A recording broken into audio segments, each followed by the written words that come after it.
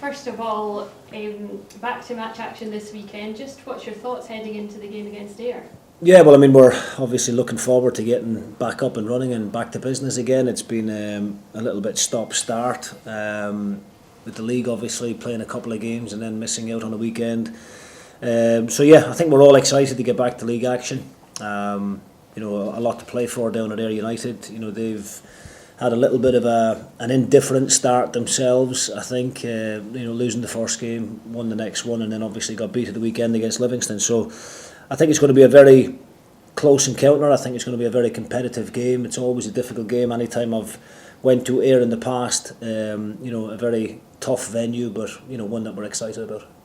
And you'd have loved to have been in the cup last weekend, but how have you used your time? I know you played against Burnley. I mean, how useful was that, despite not getting a result you'd have hoped for? But how useful has that time been with the players and gelling them together?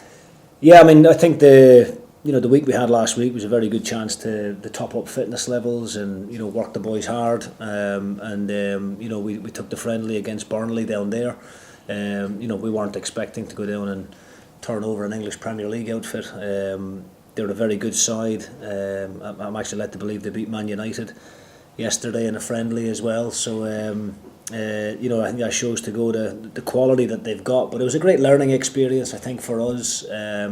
Something a little bit different, playing against an opposition that we've never played against before. Great facilities down at Burnley. The hospitality that we got down there from those guys was brilliant, and as I said, an opportunity as well for some of the guys that haven't got as many minutes as what they would have liked to get some valuable game time. And we brought down 3 or 4 of the young academy players with us as well. We ended up finishing the game with 3 16-year-olds, so it was a great experience for them too. And the boys are raring to go now again. We've had a good few days training here at the early part of this week, and we're all just desperate to get back to league action. And in terms of your squad, how happy are you with it going forward? And are you looking to add another 1 or 2 before the transfer window closes next week? I think if we can keep our key players fit, I think we've got a very strong squad. I think the business that we've done has been good. I think the signings that we've brought in have lived up to the level of expectations. We've just had a little bit of misfortune, I think, in the last week to 10 days with the injuries that we picked up with the likes of Freeman, Sibbald and Docherty.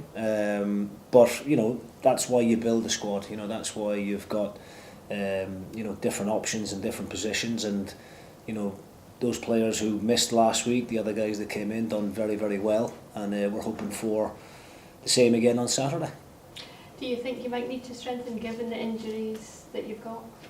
We are, currently looking in the market, and we are speaking to 1 or 2 players at the moment. But we're not desperate. We're very confident with the work that we have done, and like I said, if we manage to keep our boys fit consistently throughout the course of the season, then I think we'll be a very, very strong group. But you can't just run out and sign players because you've picked up an injury. The injuries that we've sustained are not long-term ones. We expect a couple of the players to be back next week, hopefully. Sibbald is probably going to be a little bit longer, but again, you're looking at maybe 3 or 4 weeks. So it's not a case of pushing the panic button or anything like that. We're in a good position. We've done a lot of good work up to now. The players who have came in have been excellent, and as I said, when someone gets injured or someone gets suspended, then you need to have strength and depth to be able to fill the void left by those players. How pleased are you with how the season in the league has started? Because obviously a great result and performance against Arbroath, and fighting to the end against Dunfermline to get the draw.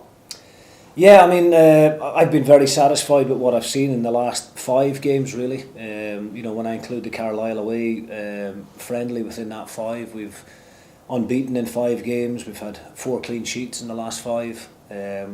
Showed great character and great team spirit. The last match against Dunfermline at Tannadice, probably played better at times in the Dunfermline game than what we did against Arbroath. The stats would tell you that we had more shots and more entries into the opponent's box. In the second half, I think we had in excess of 70% possession against Dunfermline. So we were in control of large parts of that game. We just unfortunately lacked a little bit of composure in front of goal at key moments.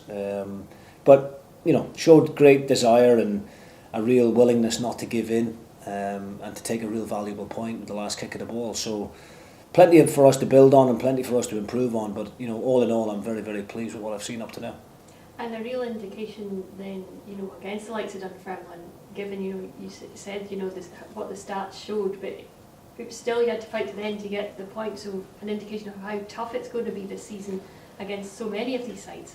Yeah, I mean, I think in the first 20 minutes, we were really well on top in the game against Dunfermline. Had two really good chances to get our noses in front and weren't able to capitalise on that.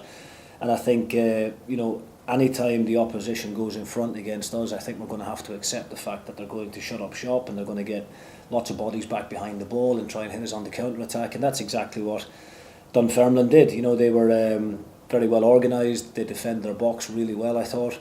But the pleasing thing for me was that the players showed that desire to go right to the last kick of the ball. And Matty Cudjoe's had a terrific start to the season. Showed a real bit of individual quality. So we are going to have to grind out results along the way this season. It's not always going to be pretty, but I'm liking the progress that I'm seeing within the group. I think there's a level of understanding which is building up week after week, and hopefully that will all come to fruition on Saturday down at Somerset. Thank you. Thank you.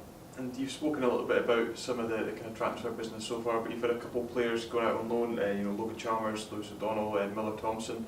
Could we expect to see any of the kind of other younger players fall them out and kind of get a developmental loan for the season? Well, I'm big on the loan market. I think it's crucial to young players' development. I think we had a very successful loan period last year for the likes of Kai Fotheringham and Chris Mockery in particular. Both guys helping Stirling Albion and Dunfermline respectively to gain promotion and playing a big part in that. Miller Thompson going to Montrose, good experience for him, get out there, play competitive football. We've got other ones within the group as well who maybe the time will come at some stage where they need to go out and play competitive football.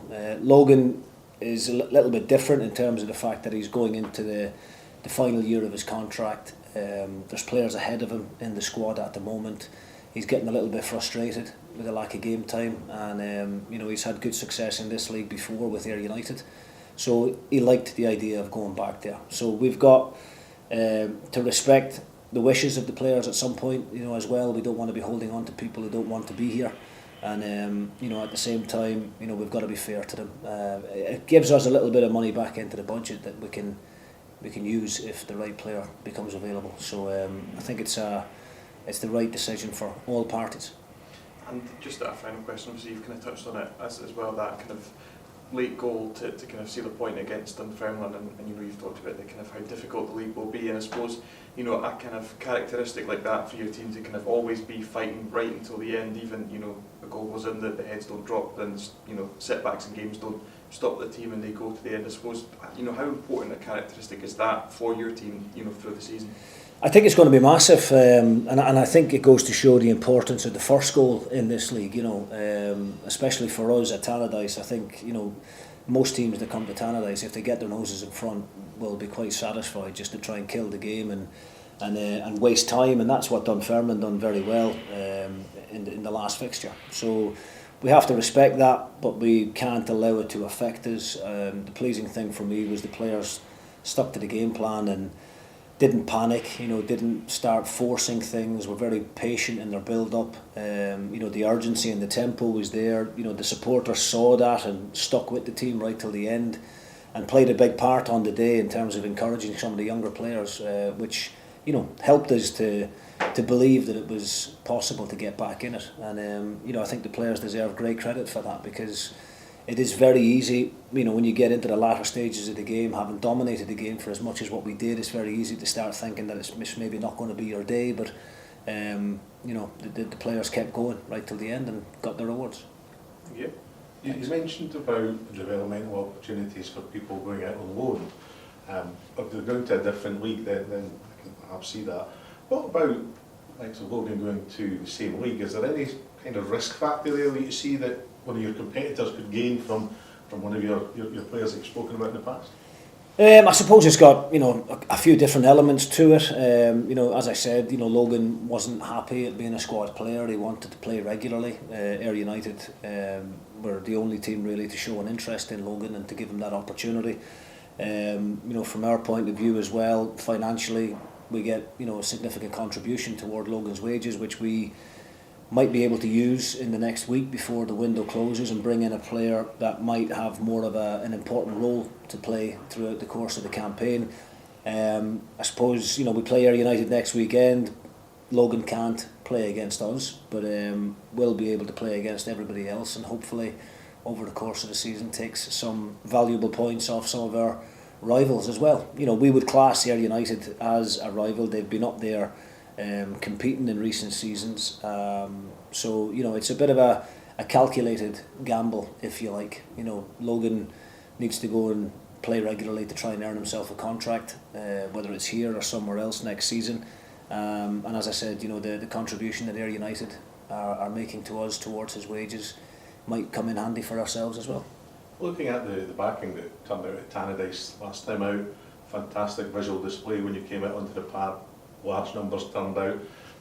Does that sort of thing add any pressure to you for playing at home when you have that sort of numbers and these sort of things happening as a team when the teams come? No, I would like to turn it the other way and use it to a real advantage, and I think that's what it was for us on 2 Saturdays ago against Dunfermline. I think it was a real advantage to us. I think opposition players will be spooked by it sometimes and not used to playing in front of that level of intensity, if you like. The atmosphere that the supporters created on the day was brilliant, and I think they enjoyed what they saw on the day, albeit not the result that we were all hoping for, which is why so many of them stuck with us right till the end. And I think they can recognise what we're trying to do. We're trying to play a good brand of football that's going to be entertaining to them. We've got some really good pace and energy in the team. We're trying to play a high tempo game that's going to excite them and give them value for money, I suppose. And over the course of the season, I think if we can play that way consistently, I think we'll get the results that we're looking for. And we had 9,000, I think, in excess of 9,000 against Dunfermline. I think if we're playing well consistently and we're up the top end of the table throughout the course of the season, I think we'll have in excess of 10,000 fans on a regular basis, which is great testament to the supporters that are out there. And I'm looking at Matthew Cudjew's goal, not just that one, but the other one against Arbroath. How pleasing is that to see him develop and actually start scoring goals at this level? Because he didn't score too many last season, but he certainly developed, and he has that in his back pocket. He can pull it at any time. Yeah, I mean, Matty didn't get enough, probably, or as much game time as what he would have liked last season. We were playing, at a better level, with the greatest of respect to the teams that we're playing against now. Obviously, in the Premier League, it was a lot more physical, I felt, in the Premier League, and probably didn't suit Cudge as much as what this division does.